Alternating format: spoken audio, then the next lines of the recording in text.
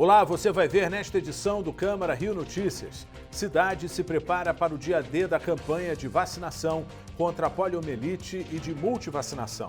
A forma simples e fácil e prática e gratuita de prevenção é a vacinação. Então a gente precisa ter essa responsabilização, essa sensibilidade de entender que participar de uma campanha de vacinação é um ato de amor, é um ato de proteção. Fiocruz publica estudo sobre os 6 meses de pandemia e faz alerta sobre o número de casos e de mortes. O boletim mostra que a curva da evolução de casos e óbitos por Covid-19 no Brasil apresentou desde o início da pandemia um padrão diferente de outros países e alerta para a manutenção de um patamar ainda muito alto do nível de mortes por aqui nos próximos meses, caso o cenário atual permaneça. Feira do Livro acontece no Largo da Carioca. Não saia daí, a gente volta já. Segurança, economia e praticidade. O e-Título está cheio de novas funções e muito mais seguro. O usuário consegue resolver um montão de pendências sem sair de casa. Pode emitir certidões e consultar o local de votação. Também permite, no dia da eleição, justificar a ausência às urnas. E a sua foto vai voltar a aparecer no app. Olha que legal! Ah, e ele também ganhou uma central de notificações, que envia ao eleitor mensagens de combate à desinformação e também lembretes sobre o dia das eleições. Você pode baixar o e-Título pela App Store ou pelo Google Play. Não vai ficar sem o app, vai!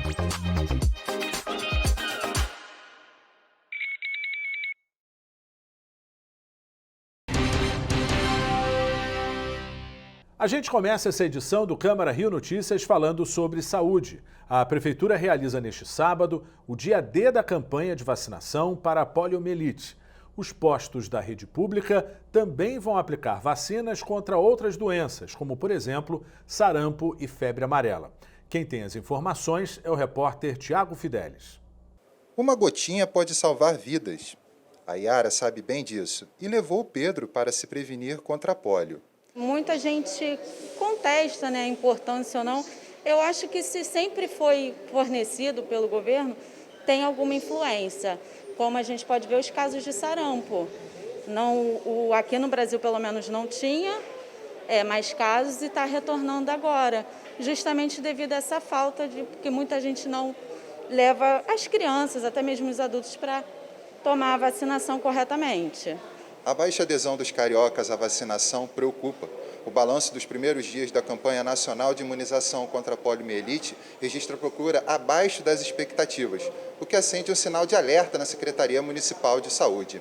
Segundo o último levantamento da pasta, foram aplicadas pouco mais de 16.500 doses entre os dias 5 e 13 de outubro. Isso representa apenas 5,5% da cobertura vacinal do município. Para tentar aumentar esse número, neste sábado, as unidades de saúde em todo o país estarão abertas das 8 da manhã às 5 da tarde para o dia D de vacinação contra a poliomielite.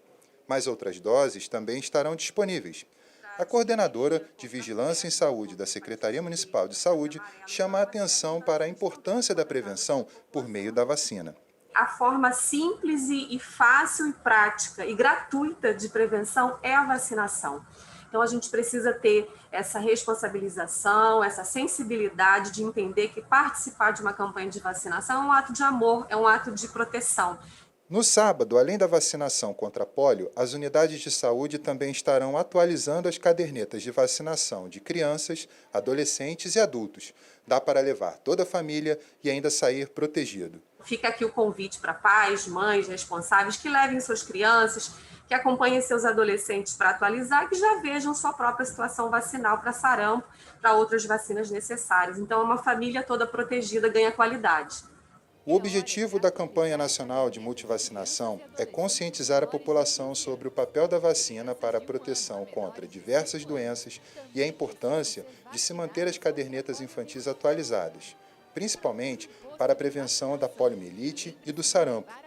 A meta é imunizar 95% das crianças. E para ajudar na missão, o Ministério da Saúde lançou um vídeo institucional sobre a importância do ato de se vacinar para a proteção de todos.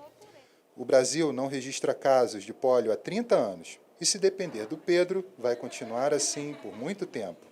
A Fiocruz fez uma análise dos impactos da pandemia da Covid-19 na vida das pessoas. O estudo leva em consideração os últimos 6 meses. De acordo com a Fundação, o país ainda permanece com números elevados de casos e de mortes. Na edição especial do Boletim Observatório Covid-19, publicada pela Fundação Oswaldo Cruz, os mais de 6 meses da pandemia no Brasil foram analisados sob os impactos na saúde das populações e os desafios para a ciência em todo o mundo. Uma equipe multidisciplinar de pesquisadores abrangiu os principais aspectos sociais, econômicos, estruturais ou epidemiológicos relacionados à doença, com textos analíticos, dados e infográficos que aprofundam questões relacionadas a desigualdades raciais, povos indígenas, idosos, moradores de favela, assim como desafios referentes à bioética e à justiça social. O boletim mostra que a curva da evolução de casos e óbitos por Covid-19 no Brasil apresentou desde o início da pandemia um padrão diferente de outros países e alerta para a manutenção de um patamar ainda muito alto do nível de mortes por aqui nos próximos meses, caso o cenário atual permaneça. O estudo revela um prolongado nível de transmissão desde junho, com ligeira tendência de queda a partir de setembro. De acordo com a análise, até o início de outubro, 53,1% do total de casos e 75,2% dos óbitos ocorreram entre a população idosa, comprovando a maior gravidade da Covid-19 nesse grupo. Uma das consequências demográficas da pandemia foi a intensificação da tendência de feminização da população idosa brasileira, ou seja, os homens também morrem mais em decorrência do novo coronavírus. No período analisado, o percentual de óbitos provocados por Covid-19, segundo raça e cor, foi de 48,2% em negros e 31,12% em brancos. Na avaliação dos pesquisadores, esse resultado retrata as bases do racismo estrutural no Brasil, expresso na imensa precarização de vidas negras. Povos indígenas são particularmente vulneráveis ao novo coronavírus devido a fatores históricos e socioeconômicos. A taxa de mortalidade entre essas pessoas, dependendo da faixa etária, chega a ser até 150% maior do que a de não indígenas. Nos grandes centros urbanos, o impacto da Covid-19 nas favelas tem se mostrado mais acentuado. Foi observado que os bairros com alta e altíssima concentração de favelas apresentam o dobro de letalidade em relação aos bairros considerados sem comunidades. Na visão dos pesquisadores, a vacina deve ser considerada uma estratégia adicional e não ser entendida como a única solução para o enfrentamento da pandemia. O boletim destaca ainda a importância do acesso universal à imunização e as estratégias que deverão ser adotadas no país para um amplo enfrentamento da Covid-19. A Caixa Econômica vai abrir 75 agências em todo o estado neste sábado. O objetivo é atender trabalhadores nascidos em julho e agosto, que poderão realizar o saque emergencial do FGTS. O horário de funcionamento vai ser de 8 da manhã à meia-noite. De acordo com o banco, não é preciso chegar antes do horário de abertura. Para saber a relação das agências abertas, basta acessar caixa.gov.br/agência sábado. E você vai assistir no próximo bloco. Feira no Largo da Carioca vende livros a partir de R$ 5,00. Viu alguma situação proibida relacionada à propaganda eleitoral? É só contar tudo para ele. Pardal é o nome do aplicativo de celular que vai receber as denúncias e colocar a boca no trombone para que as eleições sejam limpas. Com foto e um texto explicando a situação, você ajuda a combater o que está errado. Baixe agora no seu celular o aplicativo Pardal e faça parte do nosso time. Como um bom passarinho, o Pardal não vai ficar de bico calado.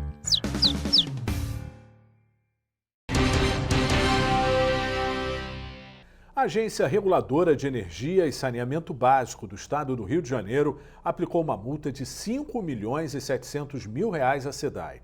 O motivo foi a contaminação por geosmina na água, no primeiro trimestre deste ano. Além da multa, a companhia vai ter que fazer todos os dias a medição da qualidade da água. na estação de tratamento do Rio Guandu, além de relatórios mensais para o IPEA e para a agência reguladora. A SEDAI disse que vai recorrer.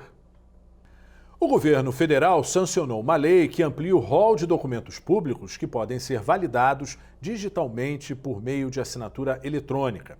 Para saber um pouco mais sobre o funcionamento dessa lei, eu conversei com Bruno Doneda, que é cofundador e diretor de expansão da Contractor.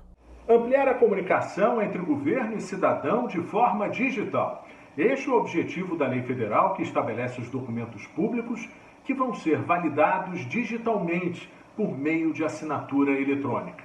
Eu converso com Bruno Doneda. Ele é cofundador e diretor de expansão da Contractor. Eu gostaria de começar essa entrevista com uma explicação sua em relação à lei de assinatura eletrônica. O que ela vai proporcionar? Legal, Sérgio. Bom, obrigado pelo convite, antes de mais nada. Bom, essa lei que acabou de ser sancionada pelo presidente, ela traz alguns pontos muito interessantes nesse caminho rumo à desburocratização, né? Eu acho que tanto a população quanto os empresários já tem essa busca, né? Era uma dor já constante e, de fato, é inegável, né? Sem entrar em questões políticas, mas, de fato, esse foi um ano bom para o Brasil se falar em desburocratização. E essa lei tem um passo muito importante. Por que a gente fala disso? A lei prevê, né, que certos tipos de documentos, né, de comunicação interna de órgãos públicos ou até mesmo da população, né, pleiteando ou entregando algum documento, firmando algum tipo de compromisso com o governo, né, com órgãos públicos, pode começar a utilizar mecanismos mais acessíveis, mais simples, mais dinâmicos, né, mais econômicos talvez até, para assinar os documentos, né, e com validade jurídica. Isso é muito importante, né? Até, vamos dizer assim, que já era uma dor antiga, mas com esse cenário de isolamento e, né, o Covid e tudo mais, acabou se tornando quase uma necessidade, vamos falar. Então, essa lei, em linhas bem gerais, Sérgio, essa lei prevê, sim, que os órgãos públicos começam a ter a opção de aceitar assinaturas que não sejam só aquela assinatura do cartório, né, vamos dizer, para outros certos tipos de documentos que não demandassem tanta burocracia. Então, em linhas gerais, esse que eu acho que é a grande vitória aí para a gente. Bom, existem dois tipos, né, de assinaturas, né? Ou seja, tem a simples e tem a avançada. Eu queria que você explicasse para a gente cada uma delas, né, e de que forma elas se enquadram dentro do que a gente tem hoje disponível. Perfeito. Então, a assinatura, né, a própria lei, ela inclusive se espelha um pouco, né, se inspira em conceitos da Europa, né, do EIDAS, que é vamos dizer, um conglomerado ali que trata dessa regulação relativa a assinaturas eletrônicas ou digitais, né, enfim.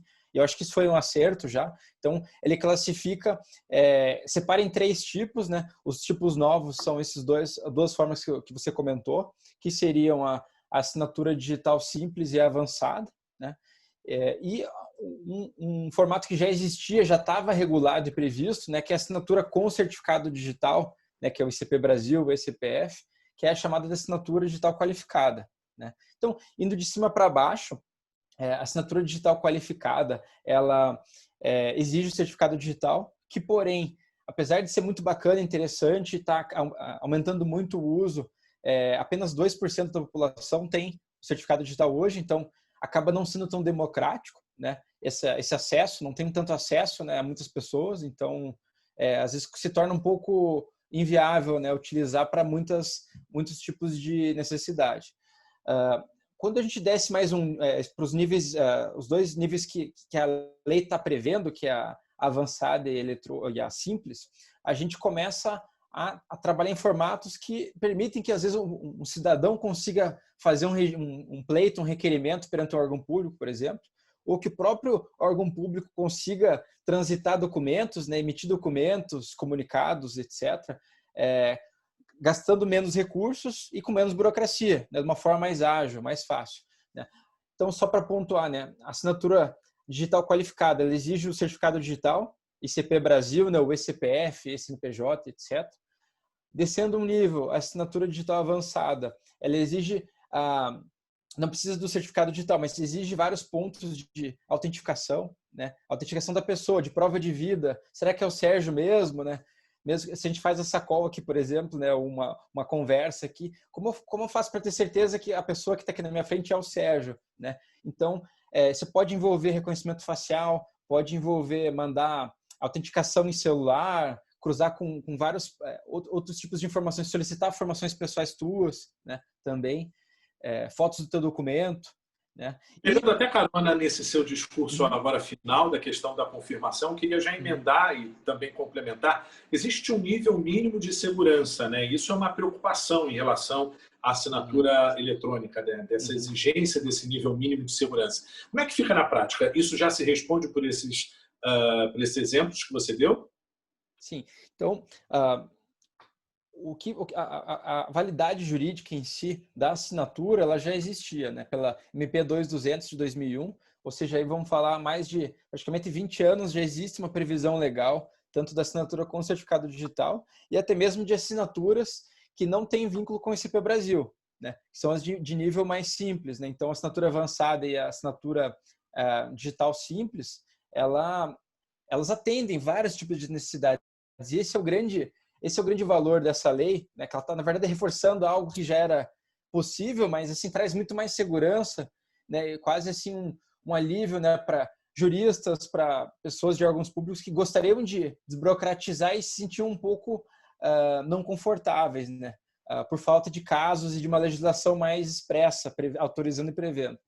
Então, falando da avançada e da simples, né? A simples ela se baseia basicamente com poucos dados pessoais e um e-mail, por exemplo, ou um número de telefone. Tá? Então, o que é? Presunção de veracidade.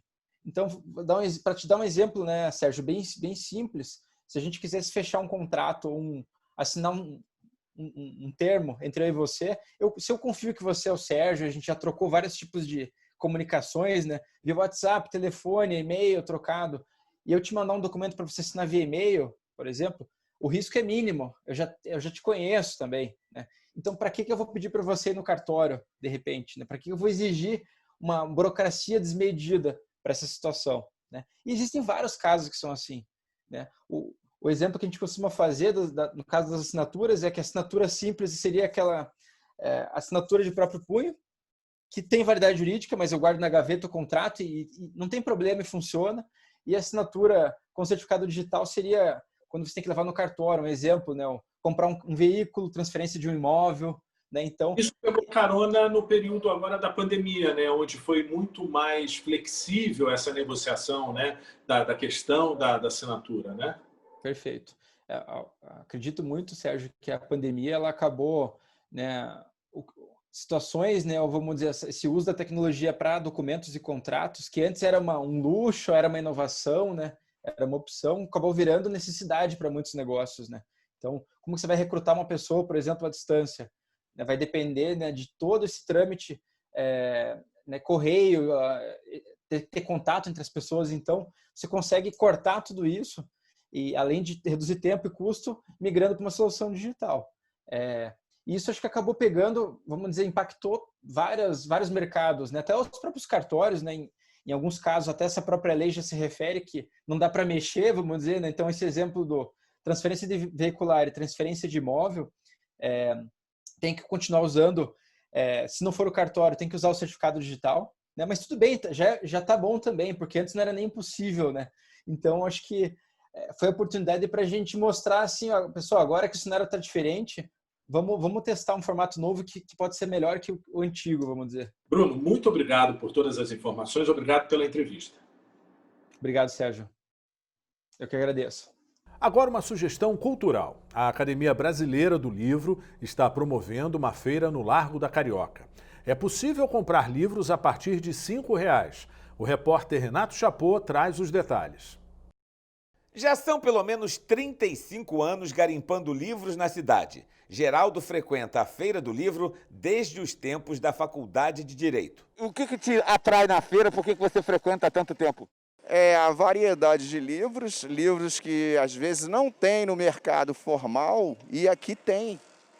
Livros bons, livros que dão uma certa cultura para quem não tem poder aquisitivo. A história da Feira do Livro começa em 1955, quando um vereador decidiu expor alguns livros dele na porta da Câmara Municipal na Cinelândia. Um grupo de livreiros gostou da ideia e decidiu montar em outubro daquele ano a primeira Feira do Livro. 2 anos depois, eles fundaram a Associação Brasileira do Livro, que passou a organizar o evento. A feira é itinerante e passa por 17 pontos do Grande Rio. Até fevereiro, tinha 500 visitantes por dia. Com a pandemia, a feira diminuiu e perdeu muitos clientes. Tem ideia de quantos por cento? 99%. 99%? Praticamente não está vindo ninguém. Um ou outro que vem, são poucos. E o pessoal está comprando ou não? Estão comprando. Os poucos que vêm estão consumindo, estão comprando livros, estão levando. A localização, geralmente em locais de grande circulação, e os preços são os grandes atrativos da feira. Os descontos vão de 20% nos livros novos a 50% nos usados. Tem livro que sai por R$ 5,00. O mais caro é esse, que custa R$ 200. Como sempre, Geraldo comprou mais de um. O livro que eu estou levando hoje é Contradições de Direito Previdenciário, Direito Tributário e também aqui um histórico do chamado ditadores durante a história. Os grandes ditadores. Oi? Está pagando quanto por esse livro? Cada livro desse aqui sai a R$ 5,00. No mercado normal, numa livraria, você gastaria quanto? Seguramente aí uns 180, R$200. E hoje você está levando por R$20. R$20. É um grande negócio. O segredo do livro tão barato é porque hoje, se você não botar o livro barato, você ganhar pouco no livro, você não vai ter um cliente para ler o livro, porque ele mesmo barato tem pessoas que ainda acham que é tão caro. Uma pesquisa realizada a cada 4 anos pelo Instituto ProLivro revelou em janeiro de 2020 que o brasileiro está lendo menos. O país perdeu 4.600.000 leitores desde 2016. Mas o público infantil aumentou. Atualmente, temos mais crianças lendo entre 5 e 10 anos. Márcio comprova esta realidade diariamente na Feira do Livro. A maioria das suas vendas é para o público infantil. Ele conta que os romances e os livros religiosos também estão entre os mais procurados. Mas, além de vender, ele também dá consultoria. São dicas para muita gente que quer ler e não sabe o que comprar. Tem pessoas que, algumas das vezes, não têm assim um tema, né? Não tem um livro preferido dela e ela quer uma coisa nova. Então, a gente dá uma dica de bons livros, que pessoas já leram esses livros e a gente ajuda essa pessoa. Que livros você geralmente indica? Olha, geralmente romance. É muito procurado romance. Quais os romances que você? Nicholas Sparks, Sidney Sheldon ainda continua sendo um dos mais procurados. 16 de outubro é comemorado o Dia do Médico. Antes de encerrar essa edição do Câmara Rio Notícias, a gente vai exibir uma homenagem que o CREMERGE fez a esses profissionais. Início da pandemia. Só havia uma certeza: confiar nos médicos. Sempre estão na frente das batalhas, as mais duras, as mais cruéis, não importando qualquer tipo de sacrifício. À disposição dos pacientes, a todo momento, a toda hora, mesmo sabendo que muitos não conseguirão sobreviver. Muitas vezes foram o amor humano a que esses pacientes tiveram direito nos seus últimos momentos e continuam sendo o fio de esperança nesta guerra. Todos confiam em vocês, o tempo todo, lutando várias vezes contra a falta de tudo. Só no nosso estado, 600 de médicos pagou com suas vidas para salvar outras vidas. O CREMERGE agradece a dedicação, o afinco, o idealismo, o juramento de Hipócrates que vocês levaram ao pé da letra. Vocês são nosso orgulho, nossa bandeira. Juntos somos mais fortes.